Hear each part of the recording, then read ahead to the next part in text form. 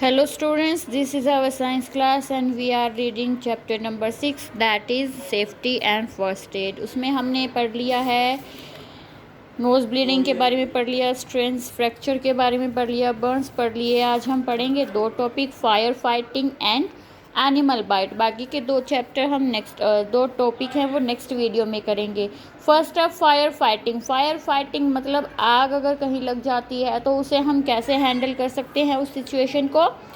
If there is any fire in your neighbourhood, अगर आपके पड़ोस में कोई आग लगती है, फॉलो द स्टेप्स, क्या करना चाहिए। Call the fire brigade, immediately fire brigade को कॉल करनी चाहिए।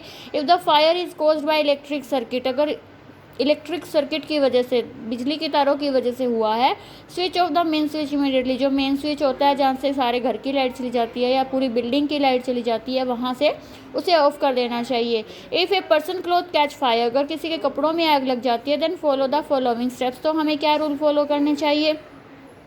Do not allow the victim to run around in panic, उस जिसको आग लगी है उसे इधर उधर भागने देना नहीं चाहिए, वो बहुत डरा हुआ होता है। This will increase the flame, इससे क्या होगा, जब वो भागेगा उसे ऑक्सीजन हवा लगती रहेगी और ऑक्सीजन मिलेगी तो आग ज़्यादा लगती है। Make the victim to roll on the ground, उसे ज़मीन पर लिटा देना चाहिए या ज़मीन पर घूमना चाहिए मिट्टी में, क्योंकि जब उसे ऑक्सीजन नहीं मिलेगी वहाँ से आग बुझती रहेगी। Cover the victim with A think blanket, एक मोटे कंबल से उसे ढक देना चाहिए। This cuts of the air supply and put out the fire, इससे क्या होगा, उसे हवा नहीं लगेगी, ऑक्सीजन, देखिए जलने के लिए ऑक्सीजन बहुत ज़रूरी है, हवा बहुत ज़रूरी है। अगर हवा नहीं लगेगी तो उसकी आग भी बुझ जाएगी, इसलिए मोटा कंबल उड़ा देना चाहिए ताकि उसकी आग बुझ जाए। ठीक है, ये देखिए उसने थिक ब्लैंकेट लगाया है। जब इलेक्ट्रिकल फायर होता है तो मेन स्विच को बंद किया जाता है। If the fire is caused by defective wiring और इलेक्ट्रिक गर्डर, या तो तार गलत है या तार में कुछ प्रॉब्लम आ गई है या फिर किसी बिजली के सामान की वजह से आग लगी है, switch off the main supply को बंद कर देना चाहिए। Do not throw water on the fire, जो तारों से लगती है, लाइट से जो आग लगती है उसमें कभी भी पानी नहीं डालना चाहिए। थ्रो सैंड और मड ऑन द फायर, उसके ऊपर या तो मिट्टी डालो या फिर कीचड़ डालना चाहिए। इट में एक्सटिंग्विश द फायर, इससे आग बुझ जाती है। देखिए आग किस टाइप की है उसके अकॉर्डिंग ही अलग अलग प्रिकॉशंस ली जाती हैं, अलग अलग स्टेप्स यूज़ किए जाते हैं। Never throw water on a kerosene और पेट्रोल फायर, अगर आग पेट्रोल से या मिट्टी, केरोसिन क्या होता है, मिट्टी का तेल, अगर उससे लगी है तो उस पर भी पानी नहीं फेंकना चाहिए।